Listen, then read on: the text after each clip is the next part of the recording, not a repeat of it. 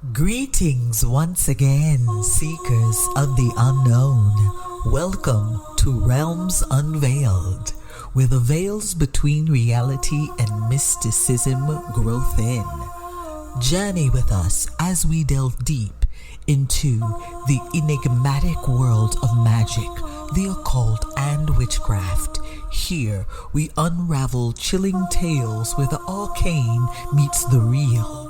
Stories that aren't just mere folklore, but spine-tingling encounters from the shadows of everyday life.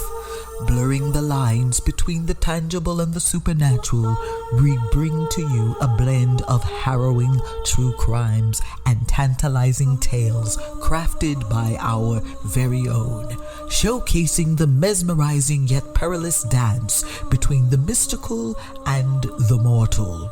So, light a candle, cast your protective circle, and let's unveil the realms that lie just beyond our comprehension. Prepare yourself, for once the unseen is seen, there's no turning back. Stay spellbound and always tread with caution. Today we have a tale of a black witch, one you may have heard of. She goes by the name Tituba. Whether she is African, whether she is Caribbean, or whether she is American, is of no consequence. What matters is her essence lives on, and this is Tituba's revenge, the curse of Salem.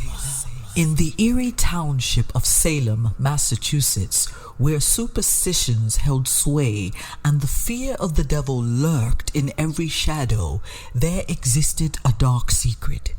Tituba, a slave brought from Barbados, held a powerful connection to the mystic arts, a knowledge passed down through her ancestors, a skill she would soon wield as her weapon of revenge. The Reverend Samuel Parris, to whom she belonged, subjected her to unimaginable horrors. Beatings, verbal abuses, and a constant threat of death overshadowed her every waking moment. Yet, beneath her docile exterior, a storm was brewing. The more she suffered, the deeper she delved into her ancestral rituals, drawing strength from her roots and waiting for the right moment. The whisperings about witchcraft started innocently enough. A few young girls, including Paris's own daughter and niece, exhibiting strange behaviors, convulsions, babbling incoherently, and contorting in humanly impossible ways. Rumors began to circulate, fingers pointing, and the name that arose time and again was Tituba. It was Tituba, y'all. Accused of teaching the girls forbidden rites and leading them down the path of devil worship, Tituba found herself at the center of Salem's hysteria. When confronted, the horrors she had endured became evident to the townsfolk, but instead of receiving sympathy, she was beaten, tortured, and forced to confess to consorting with the devil. In the depths of her despair and the pain of betrayal, Tituba called upon her most potent spell, one that would mark Salem forever. On a moonless night, chained in the cold, damp confines of her cell, she chanted an incantation, invoking the spirits of her ancestors. As she called out, the ground trembled, the air grew dense, and a shadowy mist enveloped the town. Morning revealed the horror. The once bustling streets of Salem were now filled with deformed and twisted bodies. Men, women, children, none were spared. Their once healthy limbs now twisted grotesquely, their skin bearing the agonizing sores of leprosy. Faces that once held warmth and kindness were now marred beyond recognition. Reverend Parris, once a formidable figure, was now the most pitiable of them all. His body was a tangle of limbs, his voice reduced to a hoarse whisper. The very congregation that had stood by him, now cursed, looked upon him with accusing eyes.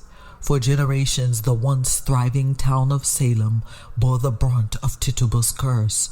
Children were born with the mark of her revenge, a grim reminder of the evils of unchecked prejudice and the price of innocence betrayed. Centuries later, as travelers pass through the remnants of Salem, they speak in hushed tones of the tragic tale of Tituba, the witch from Barbados, a story not just of her wrath, but of the resilience of a spirit that refused to be broken. Now, here's a little unknown fact, a little twist and mystery of history. Unknown to many, Tituba bore a secret, a daughter named Seraphina. Seraphina was the product of a sinister liaison with Reverend Paris. This illicit act was one more symbol of Paris's control and malevolence over her. Born in the heart of the witch trials, Seraphina's existence was known only to Tituba and a trusted few. Whispers of the child's birth spread quietly among a close-knit group of women who would visit Tituba in the dark hours of the night. They cared for the child in hiding, ensuring she was kept safe from the prying eyes of Salem's residents. Seraphina was no ordinary child. From a young age, she displayed an uncanny connection to the mystic arts, a gift inherited from her mother. Her eyes, a deep shade of obsidian, held an age-old wisdom and power that belied her years. She'd often hum melodies that seemed to sway the winds and calm the stormy seas, a testament to her innate magical prowess. As she grew, the tales of her mother's curse and the legacy she was born into became evident to her. And though Salem was the birthplace of her torment, Seraphina knew she had to leave to truly find her destiny. On her 18th birthday, guided by visions of sun-kissed shores and rhythmic drumbeats, she set sail to Barbados, her mother's homeland. Barbados welcomed Seraphina with open arms.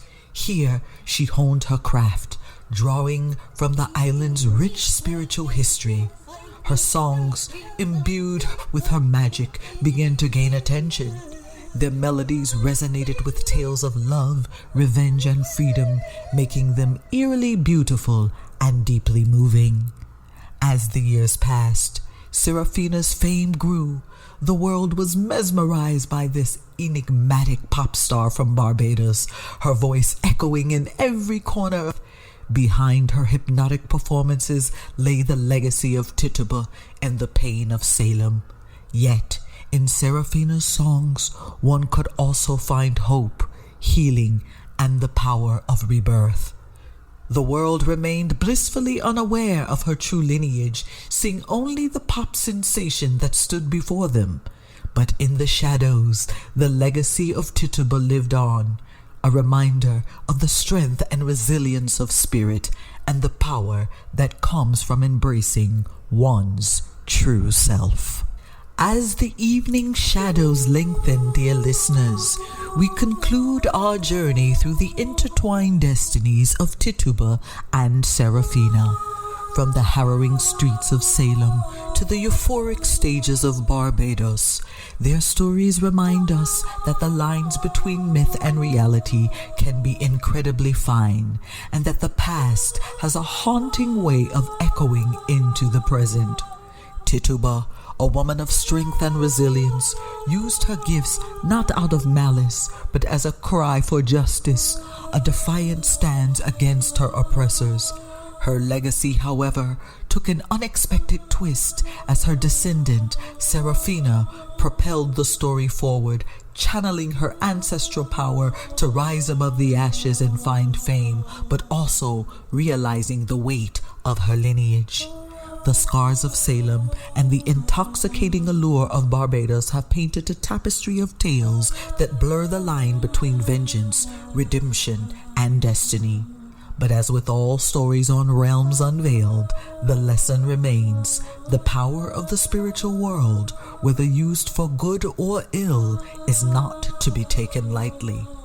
Join us next time, dear listeners, as we peel back the veils of other mysterious realms and forgotten tales.